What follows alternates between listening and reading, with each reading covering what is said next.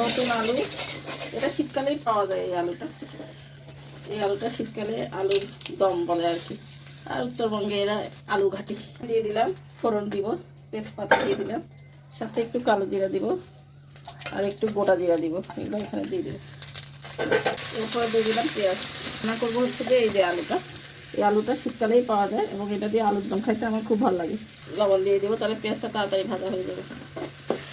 আমি আদা রসুন বাটা দিয়ে দিচ্ছি। এক্ষেত্রে আপনারা যারা টমেটো ব্যবহার করবেন তারা এই আদা রসুন যখন হয়ে যাবে তখন টমেটো দিয়ে দিতে পারেন। আমি একটু পানি দিয়ে দিলাম। এখন শুকনো উপকরণগুলো মিশাবো। মরিচের ফাঁকি দিয়ে দিলাম, মানে গুঁড়া। একটু রাঁধুনিটা তো কিন্তু ভালো, হজমের জন্যও ভালো। এরপরে দিয়ে দিলাম একটু কাসুরি মেথি, এই যে অল্প একটু। এখন এই আলুগুলো কয়েকটা ভেঙে দিবেন এভাবে করে দিয়ে দেবেন, তাহলে তরকারি ঝোলটা ঘন হবে আর কি। আলুগুলো দিয়ে দেবেন। আমি ধুয়ে বেছে সব সুন্দর করে রাখছি এখানে।